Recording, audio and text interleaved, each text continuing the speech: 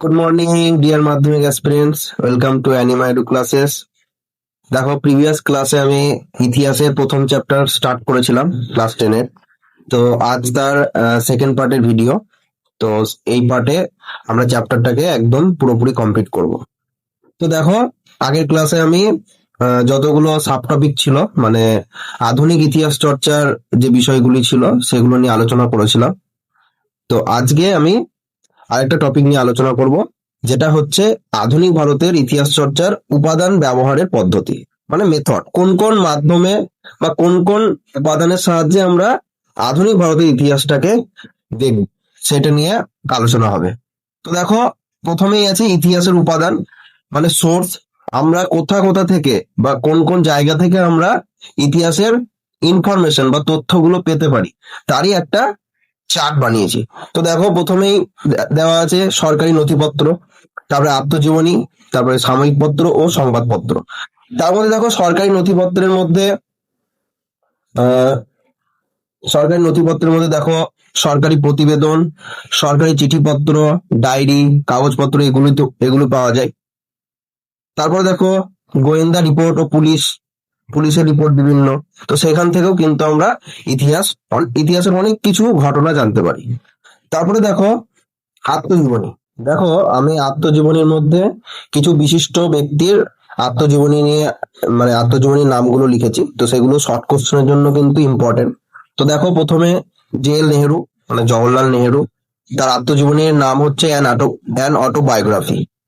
তারপরে দেখো সুভাষচন্দ্র বোস, নেতাজি সুভাষচন্দ্র বোসের আত্মজীবনীর নাম হচ্ছে an Indian pilgrim unfinished autobiography. এটা হতো অ্যান আনফিনিশড অটোবায়োগ্রাফি। তারপরে দেখো এম কে গান্ধী, মানে মহাত্মা গান্ধী, আহ, তার আত্মজীবনী হচ্ছে the story of my experiments with truth. Next আর এন ট্যাগর, হচ্ছে জীবন স্মৃতি। আর এন ট্যাগর মানে জানো রবীন্দ্রনাথ ঠাকুর। বিপিন চন্দ্র পালের আত্মজীবনী ৭০ বৎসর। সরলা দেবী চৌধুরানীর আত্মজীবনীর নাম হচ্ছে জীবনের ঝরাপাতা। তোমাদের সিলেবাসে এই এই এই দিকের আত্মজীবনীগুলো নেই। রবীন্দ্রনাথ ঠাকুর, বিপিন চন্দ্র পাল, সরলা দেবী চৌধুরানী, এনাদের আত্মজীবনীগুলো তোমাদেরকে কিছুটা হলেও পড়তে হবে। আর এগুলো থেকে শর্ট কোশ্চেন প্লাস হচ্ছে গিয়ে তোমাদের 4 নম্বরের টিকাও তুলে দিতে পারে। তো এগুলো নিয়ে আমি এবার আলোচনা করব। তো দেখো, প্রথম আত্মজীবনী ৭০ বৎসর। তো আমি একটু আগেই বললাম ৭০ বৎসর বিপিন চন্দ্র পালের আত্মজীবনী। তো প্রবাসী পত্রিকায় ১৩৩৩-এর মাঘ থেকে ১৩৩৫-এর বৈশাখ মাস পর্যন্ত সময়কালে এই, মানে আত্মজীবনীটা ছাপানো হতো। ঠিক আছে। তো তিনি তার আত্মজীবনীতে তার সময়কালের কথা তুলে ধরেছেন। তো তিনি তার আহ, মানে জন্ম হয় শ্রীহট্টতেই। ঠিক আছে। তো বর্তমান সময়কাল থেকে ১৫০ বছর আগে যে শ্রীহট্টের, মানে সামাজিক চিত্রটা কিরকম ছিল, সেটা তিনি তার আত্মজীবনীতে আমাদের সামনে তুলে ধরেছেন। তো শ্রীহট্টের মানুষজনের আদব কায়দা, আচার আচরণ, যে বৃহত্তর সমাজ জীবনে কিরকম প্রভাব ছিল, তো সেই সম্পর্কে তিনি এই আত্মজীবনীতে আলোচনা করেন। তাছাড়া ব্রাহ্ম সমাজের সূচনা পর্ব থেকে শুরু করে ব্রাহ্ম সমাজে নানান কর্মসূচি, ব্রাহ্ম সমাজ যে বিভাজন হয়ে গেছিল, 3টে ভাগে ভাগ হয়ে গেছিল, তো সেই বিভাজনটা কেন হলো তার কারণ। তারপরে হচ্ছে কলকাতার রাজনৈতিক পরিস্থিতি, তারপরে কংগ্রেস নেতৃত্ব, স্বদেশী বয়কট, পূর্ণ স্বরাজের দাবিতে গড়ে ওঠা যে আন্দোলনগুলো সংগঠিত হয়েছিল, তো সেই সম্পর্কেও তিনি তার আত্মজীবনীতে তুলে ধরেন। তো এই হচ্ছে ৭০ বছরের পুরো বিষয়বস্তু। তারপরে দেখো নেক্সট আত্মজীবনী হচ্ছে জীবন স্মৃতি। তোমরা জানো যে জীবন স্মৃতি হচ্ছে, একটু আগে আমি বললাম যে রবীন্দ্রনাথ ঠাকুরের আত্মজীবনী। এটা ১৯১২ খ্রিস্টাব্দে প্রকাশিত হয়। এটা ৪৪টা পরিচ্ছেদে ডিভাইড করা আছে, মানে ভাগ করা আছে। তো তিনি তার এই আত্মজীবনীতে মধ্যবিত্ত বাঙালি জীবনকে সব থেকে বেশি গুরুত্ব দিয়েছেন। তাছাড়া তৎকালীন যে রাজনৈতিক বিভিন্ন ঘটনা, তারপরে হিন্দু মেলা সম্পর্কে তার আত্মজীবনীতে তিনি তুলে ধরেছেন। তারপর দেখো ব্রাহ্ম আন্দোলন ও হিন্দু মেলা, সেই সম্পর্কেও তিনি অনেক কিছু আলোচনা করেছেন তার আত্মজীবনীতে। তারপরে বহির্বিশ্বের সমাজ সংস্কৃতি, মানে আমাদের দেশ ছাড়া বাকি যে আশেপাশের দেশগুলো আছে, তো সেখানে মানুষের সমাজ সংস্কৃতি, সেখানে মানুষের আদব কায়দা, আচার আচরণ, তিনি তার আত্মজীবনী জীবন স্মৃতিতে আমাদের সামনে তুলে ধরে।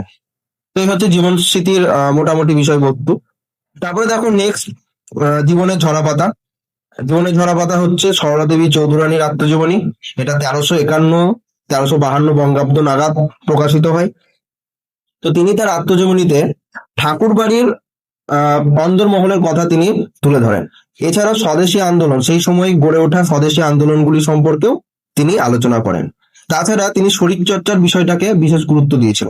তো তিনি এই বিষয়টাও তার আত্মজীবনীতে তুলে ধরেন। বীরাষ্টমী ও প্রতাপাদিত্য উৎসবের মাধ্যমে আহ শরীরচর্চার বিষয়টাকে মানে তিনি গুরুত্ব দেন। তো এর মাধ্যমে এই যে দুটো উৎসব তিনি শুরু করেন, তো সেই উৎসবটা মূলত ওই ব্যায়াম শরীরচর্চা নিয়েই ছিল। তো এইভাবে তিনি আহ শরীরচর্চার বিষয়টাকে তুলে ধরেন তার আত্মজীবনীতে। তাছাড়া তার বাল্য জীবন, মানে সরলা দেবী চৌধুরানীর বাল্য জীবন, ছোটবেলার ঘটনা, শিক্ষা লাভ, তারপরে গান্ধীজির তিনি সান্নিধ্যে এসেছিলেন, তো সেই বিষয়টাও তুলে ধরেন। তারপরে কিভাবে জাতীয়তাবাদী মতাদর্শ গঠন হয়, তার প্রক্রিয়া, সেটাও কিন্তু তার আত্মজীবনীতে তুলে ধরেন। এছাড়া নীল চাষীদের উপর যে নীলকর সাহেবরা অত্যাচার করত, ব্রিটিশরা অত্যাচার করত, সেই অকথ্য অত্যাচারের কথাও কিন্তু তার এই আত্মজীবনীতে তিনি তুলে ধরেন। তো মোটামুটি এই বিষয়গুলি জীবনে ঝরা পাতা সরলা দেবী চৌধুরানীর আত্মজীবনীতে তিনি তুলে ধরেছিলেন। তো এই হচ্ছে মোটামুটি 3টে সব থেকে গুরুত্বপূর্ণ আত্মজীবনী যেগুলো তোমাদের সিলেবাসে রয়েছে। এই আত্মজীবনী 3টে পড়লেই হবে, এর বাইরে তোমাদের কোনো আত্মজীবনী পড়তে হবে না।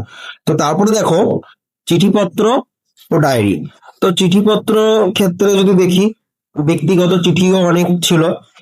রাজা রামমোহন রায়, ঈশ্বরচন্দ্র বিদ্যাসাগর, সুভাষচন্দ্র বোস, স্বামী বিবেকানন্দ, জওয়াহরলাল নেহরু, ওনারা কোনো বিশেষ ব্যক্তিকে চিঠি লিখতো এবং সেই চিঠির মাধ্যমে জানাতো যে ভারতবর্ষ কেমন, মানে ভারতবর্ষে কি কি কি ঘটনা ঘটছে, সমসাময়িক কি কি ঘটনা ঘটছে। আহ বিভিন্ন ধর্মমূলক আলোচনা হতো, বিভিন্ন তৎকালীন যে সমাজ ব্যবস্থা ছিল সেই সমস্ত কিছু নিয়ে তারা আলোচনা করতো। তো এই হচ্ছে ব্যক্তিগত চিঠিপত্র। তো ব্যক্তিগত চিঠির মধ্যে আমি একটা চিঠি রেখেছি, নাম, এটা তোমাদের পরীক্ষাতে এসে থাকে, যে letters from a father to his daughter. এটা হচ্ছে বাবার কাছ থেকে কন্যার পাওয়া একটা চিঠি। তো জওহরলাল নেহেরু তার কন্যা ইন্দিরা গান্ধীকে একটা চিঠি লিখেছিল। তো সেই চিঠিটাই 1929-এ, তো সেই চিঠিটাই একটা ব্যক্তিগত চিঠিপত্রের উদাহরণ রূপে পড়ছে। তো তারপরে তার সব যতগুলো জওহরলাল নেহরু যত চিঠি তার কন্যাকে লিখেছিল, তো সেটা নিয়ে একটা তিনি বইও পাবলিশ করে। তো সেটা হচ্ছে গ্লিমস অফ ওয়ার্ল্ড হিস্ট্রি। তো সেখানে ইতিহাসের মানে বিভিন্ন ঘটনা, ভারতবর্ষের বিভিন্ন ঘটনা, ভারতবর্ষ ছাড়াও বহির দেশের বিভিন্ন ঘটনা তিনি তার বইটাতে তিনি আলোচনা করে। তো এই হচ্ছে চিঠিপত্র। আর ডায়েরিও অনেকে লিখতো। তো এই হচ্ছে। তারপরে দেখো সাময়িক পত্র আর সংবাদপত্রের মধ্যে অনেক আছে। তার মধ্যে দেখো বেঙ্গল গেজেট হচ্ছে, যেটা 1780-তে প্রকাশিত হয়। তো সেটা হচ্ছে বাংলা ভাষায় লেখা ভারতে প্রকাশিত প্রথম সংবাদপত্র। আর দিগদর্শন যদি দেখি, এটা হচ্ছে 1818-তে লেখা প্রথম মাসিক সংবাদপত্র, যেটা মার্সম্যান সম্পাদনা করেছিলেন। তারপরে দেখো আমি এখানে তোমাদের সিলেবাসে দুটো সংবাদপত্র খুব গুরুত্বপূর্ণ, একটা হচ্ছে বঙ্গদর্শন আর একটা হচ্ছে সোমপ্রকাশ। তার মধ্যে বঙ্গদর্শনটা প্রথমে দেখো, এটা 1872 খ্রিস্টাব্দে বঙ্কিমচন্দ্র চট্টোপাধ্যায় সম্পাদিত সংবাদপত্র। তো এখানে তিনি কি তার সংবাদপত্রে কি কি বিষয় তিনি রাখতেন, সমসাময়িক মানে তৎকালীন কৃষকদের দুরবস্থা ও হিন্দু ধর্মের বিভিন্ন বৈষম্যমূলক দিকগুলি তিনি তার এই সংবাদপত্রে মানে বঙ্গদর্শনে তুলে ধরেছিলেন। এছাড়া বিজ্ঞান, দর্শন, বিভিন্ন সামাজিক বিষয়ের পাশাপাশি গল্প, উপন্যাস, কবিতা, এগুলো কিন্তু তিনি সময়ে সময়ে প্রকাশ করতেন। এছাড়াও কলকাতা বিশ্ববিদ্যালয়ের শিক্ষাদান ব্যবস্থার তীব্র সমালোচনাও কিন্তু এই পত্রিকা বা এই সংবাদপত্র কিন্তু করত।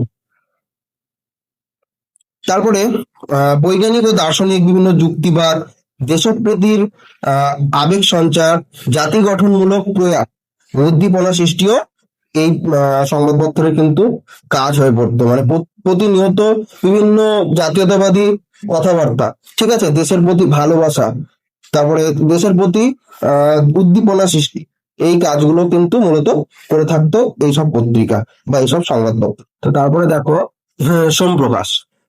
তো সোমপ্রকাশ 1858 খ্রিস্টাব্দে দ্বারকানাথ বিদ্যাভূষণের সম্পাদনায় প্রকাশিত হতো। এটা মূলত ঈশ্বরচন্দ্র বিদ্যাসাগরের উদ্যোগেই এই পত্রিকাটা মানে সংবাদপত্র প্রকাশ করা হতো।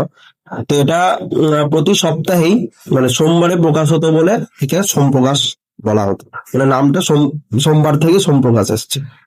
তো এখানে মোটামুটি যে বিষয়গুলো নিয়ে তুলে ধরা হয়েছে সেটা হচ্ছে এখানে বিশুদ্ধ রাজনীতি নিয়ে আলোচনা, ঠিক আছে, কোনো ভেজাল কোনো গল্প থাকতো না। তারপরে নীল চাষীদের উপর হয়ে যাওয়া যে অত্যাচারের ঘটনা, নীলকর সাহেবরা তারপরে ব্রিটিশরা অত্যাচার করতো নীল চাষীদের উপর, তো সেই অত্যাচারের ঘটনাও কিন্তু এখানে উল্লেখ আছে। এছাড়া দেখো বিধবা বিবাহের প্রচলন, তারপরে স্ত্রী শিক্ষা প্রসারের বিষয়ে সমকালীন শিক্ষিত বাঙালি সমাজের ভাবনা চিন্তা কোন দিকে ছিল, তো কতদূর অগ্রসর হয়েছিল তাদের ভাবনা চিন্তা, তো সেই বিষয়েও কিন্তু এই সংবাদপত্র কিন্তু প্রকাশ মানে এই বিষয়গুলি তুলে ধরতো। এছাড়াও ভার্নাকুলার প্রেস অ্যাক্ট, এটা 1878 খ্রিস্টাব্দে জারি করেছিল। তো এর বিরুদ্ধেও কিন্তু প্রতিবাদ করেছিল এই ভার্নাকুলার প্রেস অ্যাক্ট হচ্ছে সেই অ্যাক্ট, মানে ধরো আগে কি হতো, ইংরেজদের বিরুদ্ধে অনেক লেখালেখি হতো, ইংরেজরা যা কিছু আমাদের সঙ্গে খারাপ করতো, ঠিক আছে, তো সেই সব কিছু লেখা সংবাদপত্রে, বিভিন্ন রকম সংবাদপত্রে ছাপানো হতো। তো যাতে তাদের নিন্দা মানে ইংরেজদের নিন্দা বা ব্রিটিশদের সমালোচনা যদি না করা হয়, তো সেই জন্য তারা একটা অ্যাক্ট জারি করেছিল, সেটা হচ্ছে ভার্নাকুলার প্রেস অ্যাক্ট। তো এই অ্যাক্টটার বিরুদ্ধেও কিন্তু তীব্র প্রতিবাদ করেছিল সোমপ্রকাশ। তো এই হচ্ছে মোটামুটি সোমপ্রকাশের আলোচনা, এগুলো নিয়েই ওরা করতো। এবার দেখো আরেকটা পার্ট আছে, সেটা হচ্ছে ইতিহাসের তথ্য সংগ্রহে ইন্টারনেটের সুবিধা অসুবিধা। দেখো ইতিহাস বিষয়ে জানতে ইন্টারনেট একটা মুখ্য ভূমিকা তো পালন করবেই, কিন্তু এর কিছু সুবিধা থাকা সত্ত্বেও বেশ কিছু অসুবিধাও আছে। সুবিধা আর কিছুই না, সুবিধা তোমরা সহজেই একদম কিছু সময়ের মধ্যেই বিভিন্ন গবেষণামূলক তথ্য একদম চোখের সামনে তোমরা পেয়ে যাবে। আর কি আধুনিক প্রযুক্তির সাহায্যে ইবুকও পেয়ে যাবে। যে বইগুলো ধরো এমনি বই আকারে কিনছো না, মানে হার্ড কপি কিনছো না, সেগুলোর কিন্তু সফট কপি তোমরা ইন্টারনেটের সাহায্যে পেয়ে যাবে।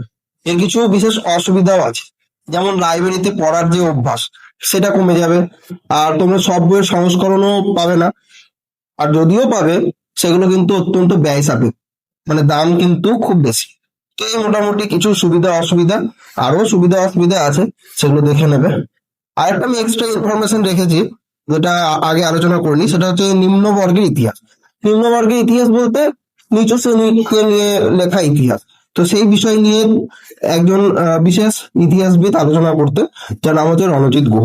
এটা শর্ট কোশ্চেনে বহুবার এসছে, তার জন্য এই জিনিসটা আমি জাস্ট লিখে দিয়েছি। তো এই হচ্ছে মোটামুটি আলোচনা। তো তোমাদের প্রথম চ্যাপ্টারটা আমি পুরোটাই কমপ্লিট করে দিলাম। আশা করি তোমরা প্রত্যেকটা টপিক ভালো মতো বুঝেছো। তো তোমরা এই চ্যাপ্টারটা ভালো করে পড়ো, ইতিহাসের টেক্সট বইটা তোমরা খুঁটিয়ে খুঁটিয়ে পড়ো। তো এরপরে আমি সেকেন্ড চ্যাপ্টার নিয়ে পরবর্তী ভিডিওতে আলোচনা করব। তো তোমাদের যদি কোনো কোশ্চেন থাকে এত দূর অবধি, তো তোমরা সেগুলো কমেন্টে তোমরা জানাও। আর ভিডিওটা যাদের ভালো লেগেছে একটা করে লাইক করে দিও, আর চ্যানেলটাকে অবশ্যই সাবস্ক্রাইব করো, আর ভিডিওটা বন্ধুদের মধ্যে শেয়ার করো। তো দেখা হচ্ছে পরবর্তী ভিডিওতে। Thank you.